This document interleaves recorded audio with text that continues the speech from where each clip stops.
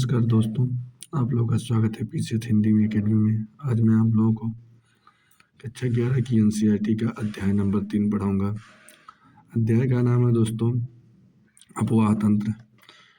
आपने वर्षा ऋतु में बहती नदियां, नाले व वाहिकाएं देखी होंगी जो अतिरिक्त जल बहाकर ले जाती हैं। अगर ये वाहिकाएं ना होती तो बड़े पैमाने पर बाढ़ आ जाती। जहाँ ये वाहिकाएं अवरुद्ध या अस्पष्ट है वहाँ बाढ़ का आना सामान्य परिघटना है। क्या आपके शहर या गांव के पास कोई नदी है? क्या आप कभी वहां नौकायान करने अथवा नहाने के लिए गए हैं? यह क्या यह नदी बारहमासी है या अल्पकालिक? केवल वर्षा ऋतु में पानी अन्यथा सूखी है। क्या आप जानते हैं कि नदी सदैव एक ही दिशा में क्यों बहती है? आपने भूगोल की अन्य दो पाठ्य पुस्तकों को ढालों के बारे में पढ़ा होगा, तो क्या आप जल के दिशा से दूसरी दिशा में बहने के कारण बता सकते हैं? उत्तर में हिमालय तथा दक्षिण में पश्चिमी घाट से निकलने वाली नदियां पूर्व की ओर क्यों बहती हैं? बंगाल की खाड़ी में अपना जल विसर्जित क्यों करती हैं? एवं विशिष्ट क्षेत्रों में अपना जल बहाकर लाती हैं, जिसे जल ग्रहण क्षेत्र कहा जाता है। एक नदी एवं उसकी सहायक नदियों द्वारा अपवाहित क्षेत्र को अपवाह द्रोणी कहते हैं। एक अपवाह द्रोणी को दूसरे से अलग करने वाली सीमा को जल विभाजक या जल सांभर कहते हैं। बड़ी नदियों के जल संग्रहण क्षेत्र को नदी द्रोणी, जबकि छोटी नदियों नालों द्वारा अपवाहित क्षेत्र को जल सांभर भी कहा जाता है। नदी द्रोणी का आकार बड़ा होता है, जबकि जल सांभर का आकार छोटा होता है। नदी द्रोणी एवं जल सांभर एकता के परिचायक हैं। इनके एक भाग में परिवर्तन का प्रभाव अन्य भागों में पूर्ण क्षेत्र में देखा जा सकता है। इसीलिए सूक्ष्म, मध्य व बृहद नियोजन इकाई व क्षेत्रों के रूप में लिया जा सकता है।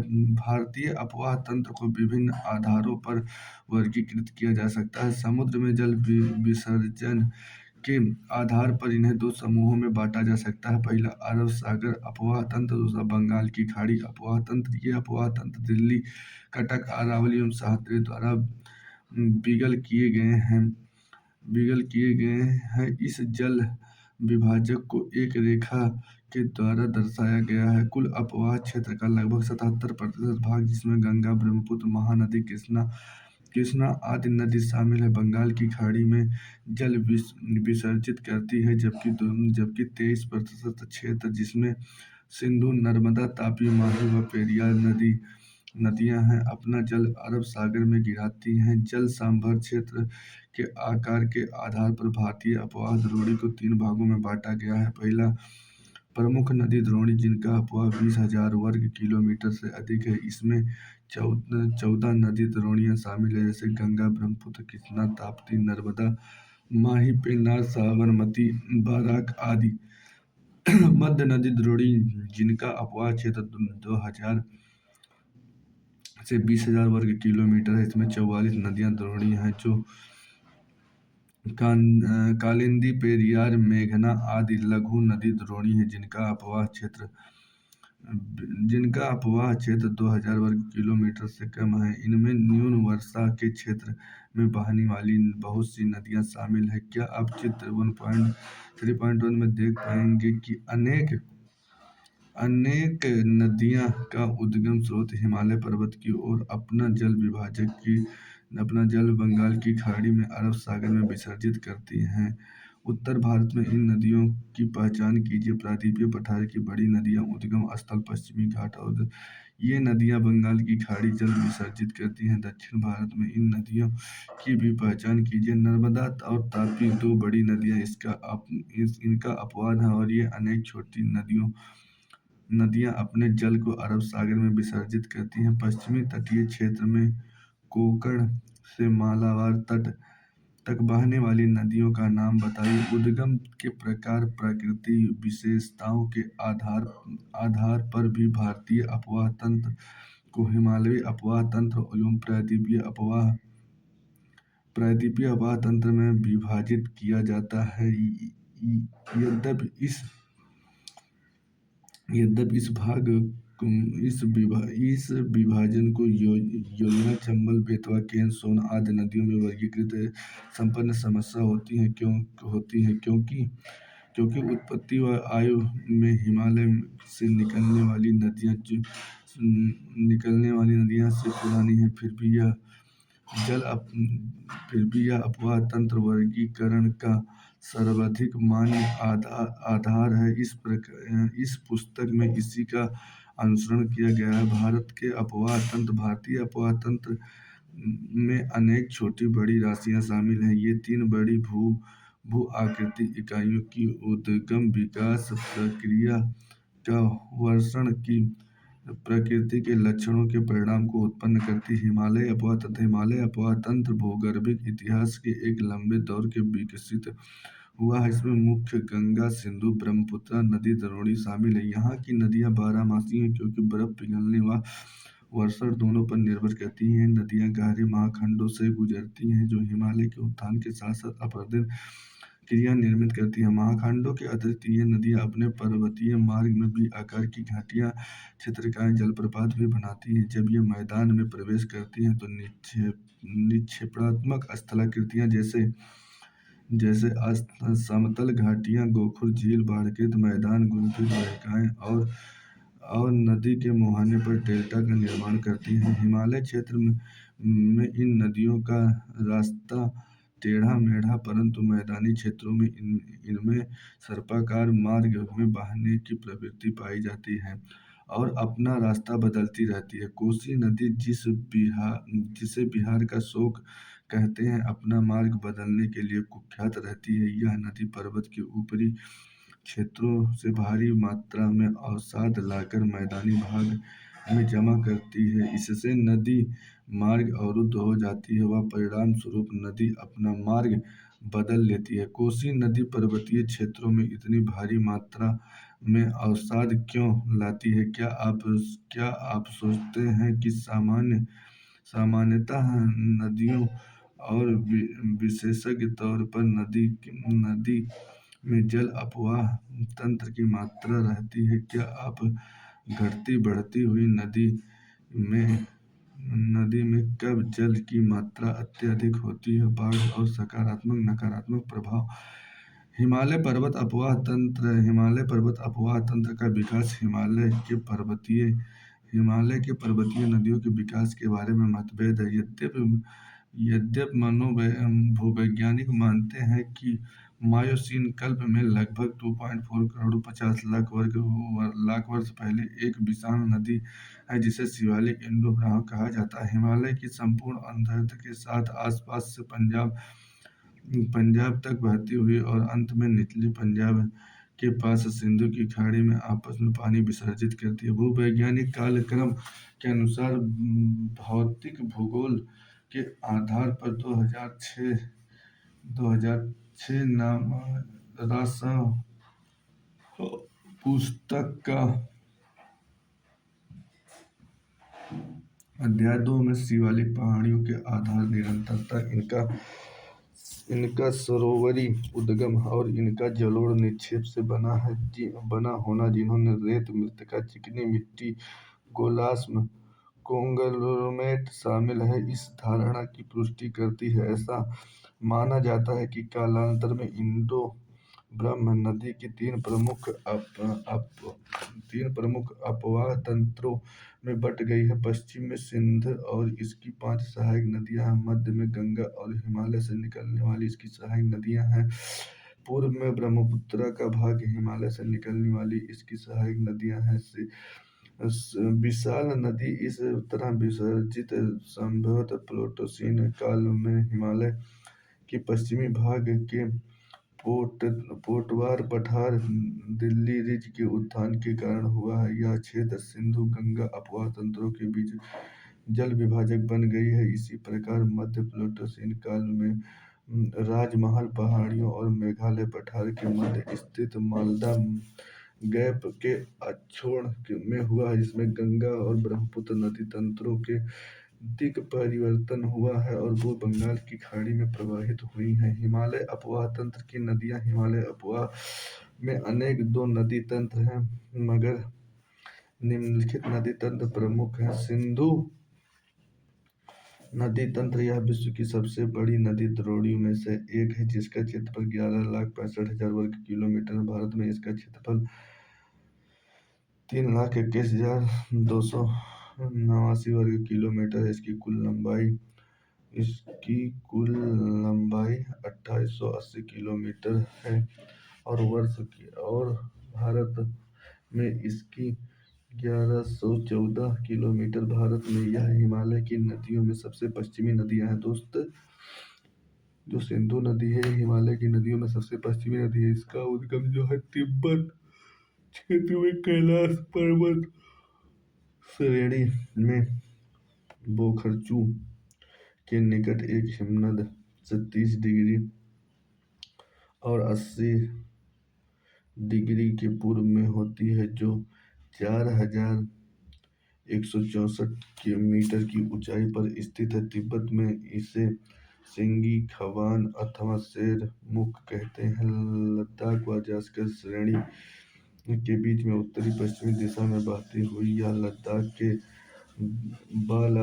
बलातिस्तान से गुजरती है। लद्दाख को काटते हुए यह नदी जम्मू और कश्मीर में गिलगित के समीप एक दर्शनीय महाखंड का निर्माण करती है। यह पाकिस्तान के चिल्लड़ के निकट दर्दिस्तान में प्रवेश करती है। मानचित्र इस क्षेत्र में रेखांकित करें।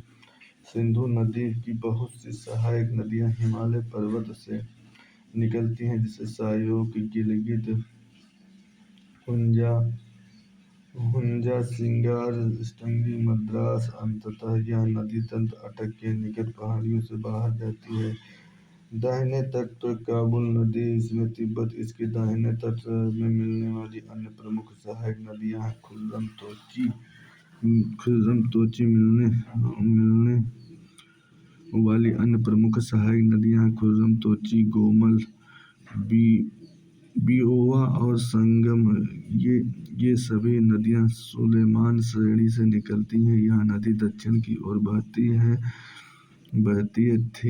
मिथनकोट के निकट पंचनद का जल प्राप्त करती है। पंचनद नाम पंजाब की 5 प्रमुख नदियों सतलुज, ब्यास, रावी और चेनाब झेलम को दिया गया है। अंत में सिंधु नदी कराची के पूर्व में अरब सागर में गिरती है। भारत में सिंधु जम्मू कश्मीर राज्य के केवल लेह जिले में बहती है। झेलम, जो सिंधु की महत्वपूर्ण सहायक नदी है, कश्मीर घाटी के दक्षिणी पूर्वी भाग में पीर पंजाल गिरपद में स्थित वेरीनाग झरने से निकलती है। पाकिस्तान में प्रवेश करने से पहले यह नदी श्रीनगर में वुलर झील से बहते हुए एक तंग व गहरे महाखंड से गुजरती है। पाकिस्तान में झंग के निकट यह चेनाब नदी में मिलती है। चेनाब सिंधु की सबसे बड़ी सहायक नदी है।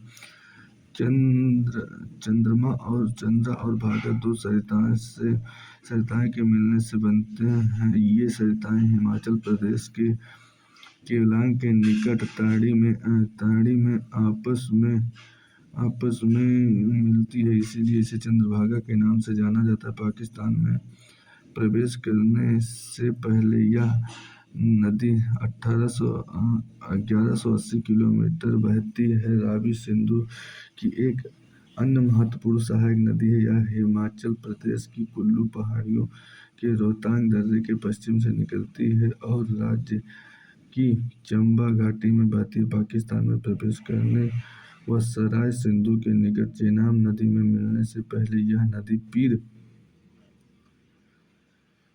पंजाल के दक्षिण पूर्वी भाग व धौलाधर के बीच से प्रवाहित होती है। ब्यास सिंधु की अन्य महत्वपूर्ण सहायक नदी है, जो समुद्र तल से 4,000 मीटर की ऊंचाई पर रोहतांग दर्रे के निकट व्यास कुंड से निकलती है। यह नदी कुल्लू घाटी से गुजरती है और धौलाधर श्रेणी और धौराधर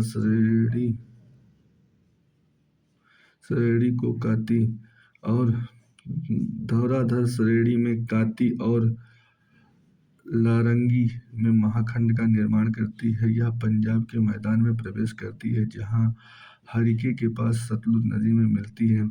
सतलुज नदी तिब्बत में 5555 मीटर ऊंचाई पर मानसरोवर के निकट राक्षस ताल से निकलती है जहाँ की लांग चेन खम्बाब के नाम से जाना जाता है। भारत में प्रवेश करने से पहले लगभग 400 मीटर तक सिंधु नदी के समानांतर बहती है और रोपण में एक महाखंड से निकलती है। यह हिमालय पर्वत श्रेणी को सिपकिला से बहती हुई पंजाब के मैदान में प्रवेश करती है। यह पूर्ववर्ती नदी है। यह एक अत्यंत महत्वपूर्ण सहायक नदी है क्योंकि यह भाखड़ा नांगल परियोजना के नहर तंत्र का पोषण करती है। गंगा नदी अपनी द्रोणी और सांस्कृतिक महत्व दोनों दृष्टिकोण से गंगा भारत की सबसे महत्वपूर्ण नदी है। यह उत्तराखंड राज्य के उत्तरकाशी जिले में गोमुख के निकट गंगोत्री हिमनद से 3900 मीटर की ऊंचाई से निकलती है। यह भागीरथी के नाम से जानी जाती है। यह मध्य में लघु हिमालय श्रेणी को काट कर तंग महाखंडों से होकर गुजरती है। देवप्रयाग में भागीरथी अलकनंदा से मिलती है और इसके बाद गंगा कहलाती है। अलकनंदा नदी का स्रोत बद्रीनाथ के ऊपर सतोपथ हिमनद है। अलकनंदा थौली और विष्णु गंगा धाराओं से मिलकर बनती है। जोशीमठ विष्णु प्रयाग में मिलती है। अलकनंदा की अन्य सहायक नदी पिंडार जो कि इसके कर्ण प्रयाग में मिलती है, जबकि मंदाकिनी और काली गंगा से रुद्रप्रयाग में मिलती है। गंगा नदी हरिद्वार में मैदान में प्रवेश करती है। यह पहले दक्षिण की ओर फिर पूरब की ओर बहती है। अंत में यह दक्षिण मुखी होकर जल वितरिकाओं धाराओं भागीरथी और हुगली में विभाजित हो जाती है। इस नदी की लंबाई 2525 किलोमीटर है। यह उत्तराखंड में 110 किलोमीटर, उत्तर प्रदेश में 1450 किलोमीटर, बिहार में 445 किलोमीटर और पश्चिम बंगाल में 520 किलोमीटर की मार्ग तय करती है। गंगा द्रोणी केवल भारत में लगभग 8.6 लाख वर्ग किलोमीटर क्षेत्र में फैली है। यह भारत की सबसे बड़ी अपवाह तंत्र है जिसमें उत्तर में हिमालय से निकलने वाली बारहमासी व अनित्यवाही नदियां और दक्षिण में प्रायद्वीप से निकलने वाली नदियां अनित्यवाही नदियां शामिल हैं। सोन इसके दाहिने किनारे पर मिलने वाली प्रमुख सहायक नदी है। बाएं तट पर मिलने वाली महत्वपूर्ण सहायक नदियां हैं रामगंगा, गोमती, घाघरा, गंडक, कोसी, महानंदा सागर द्वीप के निकट यह नदी अंत में बंगाल की खाड़ी में जाकर मिलती है। यमुना गंगा की सबसे पश्चिमी और सबसे लंबी सहायक नदी। इसका स्रोत यमुनोत्री हिमनदों से हिमालय के बंदरपूछ श्रेणी के पश्चिमी ढाल में 6316 मीटर ऊंचाई पर स्थित है। प्रयाग इलाहाबाद में इसका गंगा से संगम होता है। प्रायद्वीपीय पठार से निकलने वाली चंबल, सिंधु, बेतवा, केन इसके दाहिने तट पर मिलती है, जबकि हिडन, रिंद, सेंगर, वरुणा आदि नदी इसके बाएं तट पर मिलती है। इसका अधिकांश जल सिंचाई उद्देश्य के लिए पश्चिमी और पूर्वी यमुना नहरों तथा आगरा की नहर में आती है। उन राज्यों के नाम लिखें जो यमुना नदी द्वारा अपवाहित होती है। चंबल नदी मध्य प्रदेश के मालवा पठार में महू के निकट निकलती है और उत्तरमुखी होकर महाखंड से बहती हुई राजस्थान में कोटा में पहुंचती है, जहां इसका गांधीनगर बांध बनाया गया है। कोटा में यह बूंदी, सवाई माधोपुर और धौलापुर जैसे यमुना नदी में मिल जाती है। चंबल अपना उत्खात भूमि वाली भू आकृतियों प्रसिद्ध, जिसे चंबल खंड कहा जाता है। गंडक नदी दो धाराओं में काली गंडक और त्रिशूल गंडक गंडक के मिलने से बनती है। नेपाल हिमालय में धौलाधर माउंट एवरेस्ट के बीच निकलती है और मध्य नेपाल को अपवाहित करती है। बिहार के चंपारण जिले में यह गंगा के मैदान में प्रवेश करती है। पटना के निकट सोनपुर में गंगा में जा मिलती है। घाघरा नदी मापचा चुंगो हिमनद से निकलती है तथा तिला, सेती व बेड़ी नामक सहायक नदियों का जल ग्रहण करने के उपरांत सीसा पानी में एक गहरे महाखंड का निर्माण करते हुए पर्वत से बाहर निकलती है। शारदा नदी काली नदी या काली गंगा इससे मैदान में मिलती है और अंततः छपरा में यह गंगा नदी में विलीन हो जाती है। कोसी एक महत्वपूर्ण नदी है जिसका स्रोत तिब्बत के माउंट एवरेस्ट की उत्तर में से है, जहाँ इसकी मुख्य धारा वरुणा निकलती है। नेपाल के मध्य हिमालय को पार करने के बाद पश्चिम में सोनकुश और पूर्व की तुषार कुशी मिलती है। वरुणा नदी से मिलकर यह सप्तकोशी बनाती है। रामगंगा नदी गैरसैंण के निकट गढ़वाल की पहाड़ियों से निकलने वाली अपेक्षाकृत छोटी नदी है। शिवालिक को पार करने के बाद यह अपना मार्ग दक्षिण पश्चिम दिशा की ओर बनाती है और उत्तर प्रदेश के नजीमाबाद के निकट मैदान में प्रवेश करती है। अंत में कन्नौज के निकट यह गंगा नदी में मिल जाती है। छोटा नागपुर पठार की पूर्वी किनारे पर दामोदर नदी बहती है और भ्रंश की घाटी से होती हुई हुगली नदी में गिरती है। बराक इसकी प्रमुख सहायक नदी है। कभी बंगाल का शोक कही जाने बराक इसकी सहायक नदी है। कभी बंगाल की शोक कही जाने वाली दामोदर घाटी कारपोरेशन नामक बहुउद्देशीय परियोजना में वंश में कर लिए हैं। शारदा या सरयू नदी का उद्गम नेपाल हिमालय में मिलाम हिमनद से है, जहां इसे गौरी गंगा के नाम से जाना जाता है। यह भारत नेपाल सीमा के साथ बहती हुई जहां इसकी काली व चाई कहा जाता है, घाघरा नदी में मिल जाती है। गंगा नदी की एक महत्वपूर्ण सहायक नदी महानंदा है, जो दार्जिलिंग पहाड़ियों से निकलती है। यह नदी पश्चिम बंगाल में गंगा के बाएं तट पर मिलने वाली अंतिम सहायक नदी है। गंगा के दक्षिणी तट पर सोन एक बड़ी सहायक नदी है, जो अमरकंटक पठार से निकलती है। पठार के उत्तरी किनारे पर जलप्रपातों की श्रृंखला बनाती हुई यह नदी पटना के पश्चिम में आरा के पास गंगा नदी में विलीन हो जाती है। ब्रह्मपुत्र नदी विश्व की सबसे बड़ी नदियों में से एक है। ब्रह्मपुत्र का उद्गम कैलाश पर्वत श्रेणी के मानसरोवर झील के निकट चोयांग हिमनद से है। यहाँ से यह पूर्वी दिशा के अनुदैर्ध्य में बहती है। दक्षिणी तिब्बत के शुष्क व समतल मैदान में लगभग 1200 किलोमीटर की दूरी तय करती है, जहाँ इसे सांगपो के नाम से जाना जाता है, जिसका अर्थ है शोधक। तिब्बत के रांगो सांगपो इसके दाहिने तट पर एक प्रमुख सहायक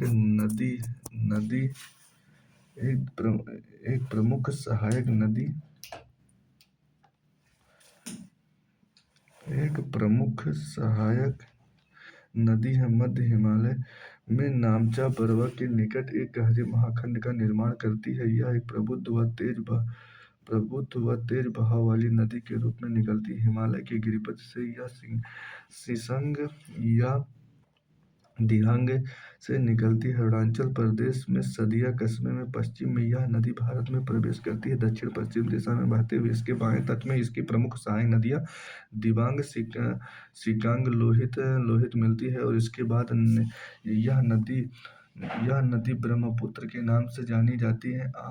असम घाटी में अपनी 750 किलोमीटर की लंबी यात्रा में ब्रह्मपुत्र असंख्य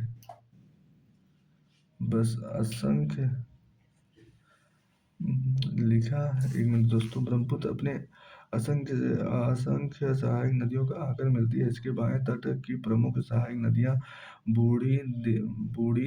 दिहिंग और धनसरी है, जबकि दाएं तट पर मिलने वाली महत्वपूर्ण सहायक नदियां सुबनसिरी, कामेंग, मानस, संकोश संकोश और सुबनसिरी है, जिसका उद्गम तिब्बत में है। ये पूर्ववर्ती नदी ब्रह्मपुत्रा नदी बंगाल में प्रवेश करती है और फिर दक्षिण दिशा में बहती है। बंगाल में तीस्ता नदी इसके दाहिने किनारे पर मिलती है और इसके बाद यह जमुना कहलाती है। अंत में यह नदी पद्मा के साथ मिलकर बंगाल की खाड़ी में जा गिरती है।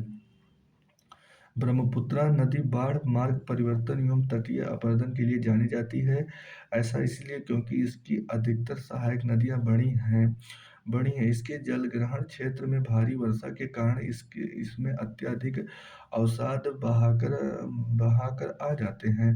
प्रायद्वीपीय अपवाह तंत्र हिमालय अपवाह तंत्र से पुराना है। यह नदियों के प्रौढ़ अवस्था और नदी घाटियों के चौड़ा व उथला होने का प्रमाणित होता है। पश्चिमी घाट के समीप स्थित पश्चिमी तटीय बंगाल की खाड़ी में गिरने वाली प्रायद्वीपीय नदियां अरब सागर में गिरने वाली छोटी नदियों के जल विभाजक का कार्य करती हैं। नर्मदा, तापी को छोड़कर अधिकतर प्रायद्वीपीय नदियां पश्चिम की ओर से पूरब की ओर प्रवाहित। प्रायद्वीपीय उत्तरी भाग से निकलने वाली नदियां चंबल, सिंधु, बेतवा, केन, सोन नदी गंगा तंत्र में प्रायद्वीपीय अन्य प्रमुख नदी हैं। गोदावरी, कृष्णा, कावेरी और प्रायद्वीपीय नदियों को विशेषता है कि यह सुनिश्चित मार्ग पर चलती है, विसर्प नहीं बनाती है और ये बारहमासी नदी है। यद्यपि फ्रांस घाटियों से बहने वाली नर्मदा और तापी इसका अपवाद है। प्रायद्वीपीय अपवाह तंत्र का उद्विकास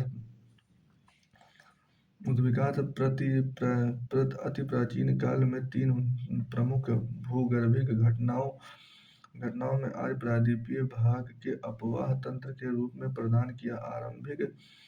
आरंभिक टर्सरी काल के दौरान प्रायद्वीपीय पश्चिमी पार्श्व अवतलन धंसाव, जिससे समुद्र के नीचे चला जाता है। इसके मूल जल संभर दोनों नदी सामान्यतः समहित योजना गड़बड़ी हो जाती है। हिमालय में होने वाले प्रोत्थान के कारण प्रायद्वीपीय खंड के उत्तरी भाग के अवतल में हुआ। परिणाम स्वरूप भ्रंश नदी द्रोणियों का निर्माण हुआ। नर्मदा, तापी इन्हीं भ्रंश घाटियों में बह रही है और अपरदन पदार्थ मूल धाराओं को भारी, इसीलिए इन नदी जलोढ़ों में डेल्टा का निक्षेप की कमी पाई जाती है। इसी कारण प्रायद्वीपीय महाखंड उत्तर पश्चिम दिशा के दक्षिण पूर्व दिशा में झुक गया है। परिणाम स्वरूप इसका अपवाह तथा बंगाल की खाड़ी की ओर उन्मुख हो गया। प्रायद्वीपीय नदी तंत्र। दोस्तों, कुछ कारण से मैं आज क्लास यहीं पे बंद कर रहा हूँ। मैं आप लोगों को कल से फिर यहीं से पढ़ाऊंगा प्रायद्वीपीय नदी तंत्र से। दोस्त मिलते हैं नेक्स्ट क्लास में, तब तक के लिए नमस्कार, बाय बाय, टेक केयर।